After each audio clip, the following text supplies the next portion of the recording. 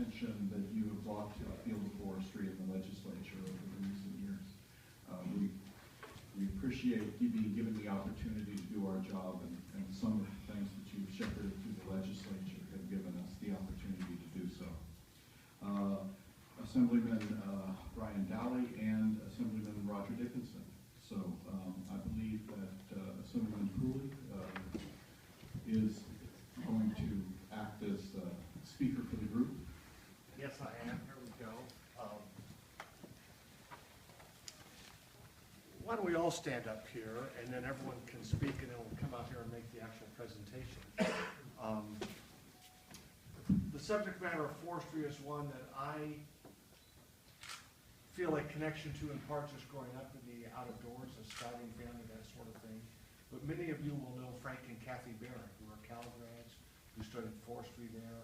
I met the Barrons a long time ago. I met Frank, I think, first time in probably the fall of 1972 when he came to Cal, and I met this young guy with this beard, and he had just come from like a 200-mile single hike up the Pacific Crest Trail. And that was my first occasion meeting Frank Barron.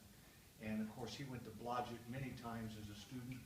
It wasn't until last year that I had the occasion to get to Blodgett, which I've been hearing about from Frank and Kathy for a long time.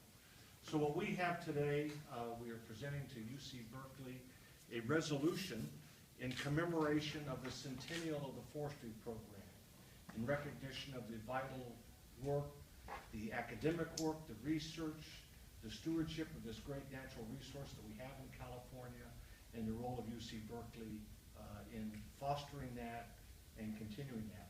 So it's just an honor to be here on the occasion of this forestry board meeting, and especially with our colleague Wes Chesbrough, who has been a very important part of the forestry conversation for a long time in California.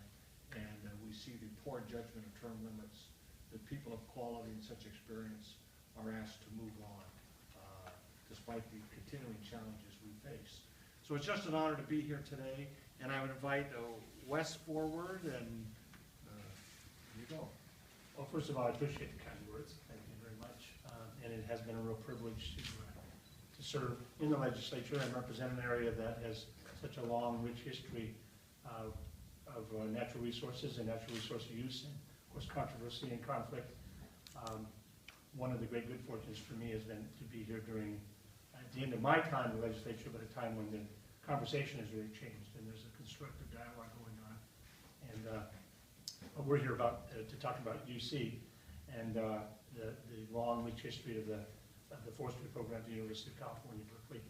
And I just want to say that there are many factors that have contributed to this, I believe, very constructive era we're moving into. But one of them is the long history and baseline of science and research that has continued to try, even in the worst times of the timber wars, to maintain a middle where there's a real conversation about the facts and not just the emotions and the financial interests.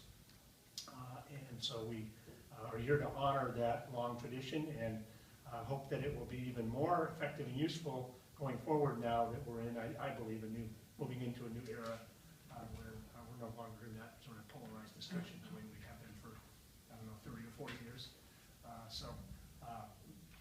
Kudos to everybody in the program, both currently and in the past, and everything they've done to protect the environment, but also to make sure that we have a sustainable industry in California. Okay. Well, again, I just want to kind of use a springboard off of what Wes was talking about. Cannot tell you how great it is to have the professors and doing the science work that we need. He's held many at the natural resources hearings, and the information that we're getting from the university, lots of universities, but mainly from Berkeley, the testimony has been great to talk about the science and bring the emotion out of what's happening in the forest and bring it to the level of where we can actually move forward. And it's been great to be the lone Republican working with the Democrats here and bringing good legislation that you all can work on and hopefully get to the ground where we actually can do some good environmental work on a forest that really is in dire straits of threat of fire. So really awesome. I'm going to miss this guy. Hopefully I can somewhat maybe carry on a little bit of some of his legacy and work on these issues because they represent a big part of the state where we have a lot of forestry issues. So keep up the good work with the guys at Cal, and we'll be looking forward to getting a lot of information from it. Well, thank you for the opportunity this morning to join you for a few moments for this. I stand here as a very proud bear and an even more proud son of a member of the University of California School of Forestry faculty for 25 years. I think, as many of you know, and very pleased that there's an endowed chair in my father's name at Cal to carry on work in this dynamic and evolving field of forest management. Of course, my youth is dotted by memories of spending vacations in forests near Fort Bragg, up in Plumas County playing volleyball out in the forest, down in Kings County. Wherever there was a forest, I think we showed up when I was a kid, and those are great memories, to the extent that in 6th grade I can remember writing in a little booklet when we were asked what we wanted to be when we grew up. I wrote I wanted to be a forester.